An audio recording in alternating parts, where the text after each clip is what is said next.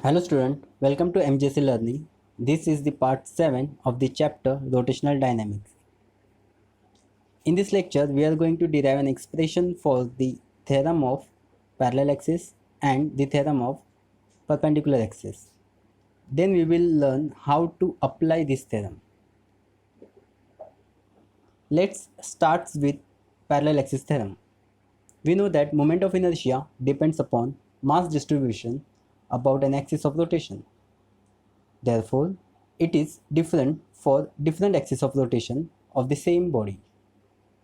Consider the body of an irregular shape having mass m. Let axis MOP is any axis passing through point O. Axis ACB is passing through the center of mass C of the body, parallel to the axis MOP. The distance between axis MOP and axis ACB is CO, which is equals to h. Consider a mass element dm located at point D. Now, perpendicular on OC from point D is dn. According to definition of moment of inertia of the object about the axis ACB is IC is equals to integration of dc square dm.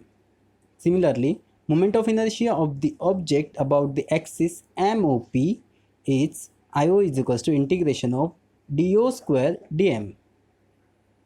According to Pythagoras theorem, dO square is equals to dn square plus NO square.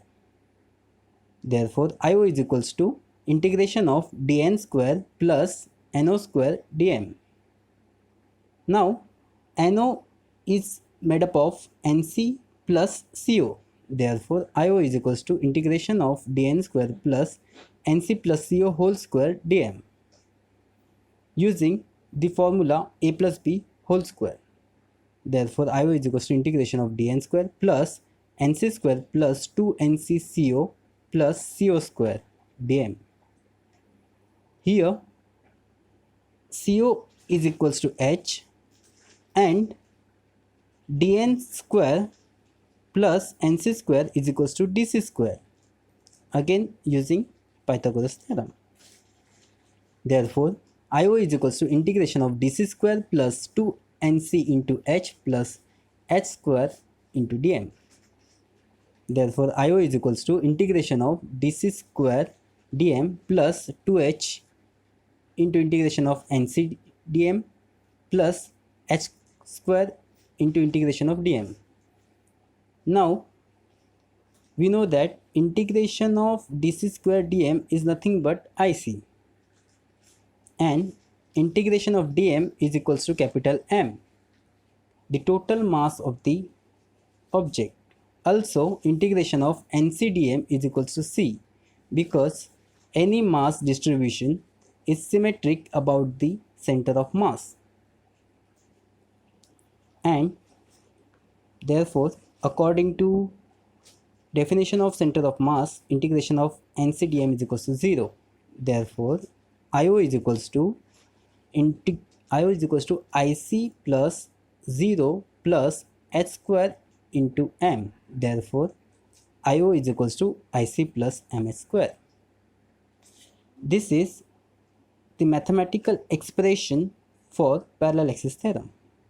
Here IO is the moment of inertia about any axis, IC is the moment of inertia about the center of mass, and m is the total mass of the object, and h the distance between two parallel axes. Statement of parallel axis theorem.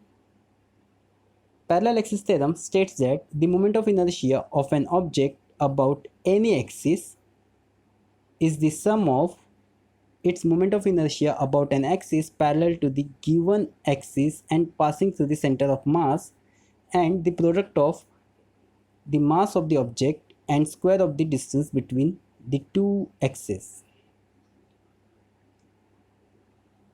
Now let's study about perpendicular axis theorem. This theorem relates the moment of inertia of a laminar object about three mutually perpendicular and concurrent axes, two of them in the plane of the object and third perpendicular to the object. Figure 1.16 shows a rigid laminar object able to rotate about three mutually perpendicular axes x, y and z. Axes x and y are in the plane of the object while the z-axis is perpendicular to it and all are concurrent at O. Consider a mass element dm located at any point P. The perpendicular distance between point P and x-axis is y.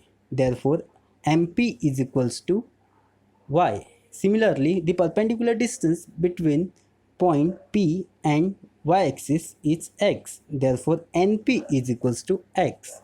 And using Pythagoras theorem, the perpendicular distance between point P and z-axis is square root of x square plus y square. Therefore, OP is equals to square root of x square plus y square.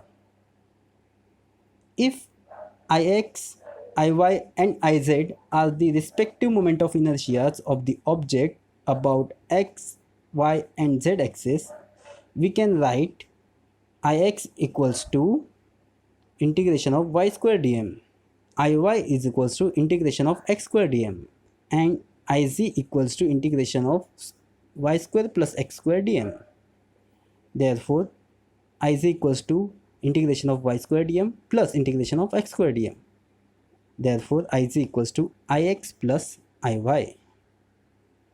Here, Iz is the moment of inertia of the rigid laminar object about an axis perpendicular to the plane of the object. Axes x and y are in the plane, and Ix and Iy are the moment of inertia of the rigid laminar object about an axis x and y respectively. Therefore, Iz equals to Ix plus Iy. This is the mathematical form of the theorem of perpendicular axis. Statement of perpendicular axis theorem. It states that the moment of inertia of a laminar object about an axis perpendicular to its plane is the sum of its moment of inertia about two mutually perpendicular axes in its plane, all the three axes being concurrent. Now we are going to learn how to apply theorem of parallel axis and theorem of perpendicular axis to find moment of inertia. Consider a uniform ring. We know that moment of inertia of a uniform ring about an axis passing through its center and perpendicular to its plane is equals to mr square. Now we have to find moment of inertia of ring about its tangent perpendicular to its plane. Here we can apply theorem of parallel axis. Therefore, according to theorem of parallel axis, IO equals to IC plus MH square. Here IC is equals to MR square and H is equals to R. Therefore, I is equals to MR square plus MR square.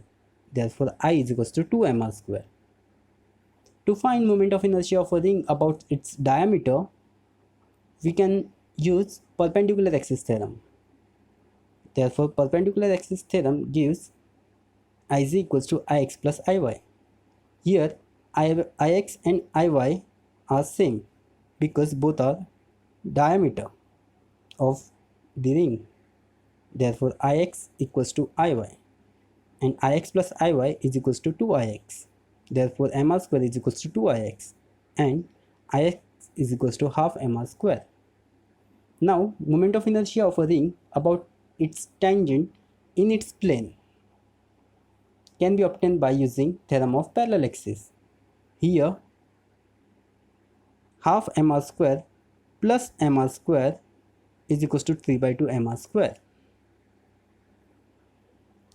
So, just remember one thing when you apply parallel axis theorem in the case of a ring, disk and sphere, just add mr square to the moment of inertia about an axis passing through center. And when you apply theorem of perpendicular axis in the case of a ring, disk and sphere, just divide the moment of inertia about an axis passing through the center by 2. Look at here.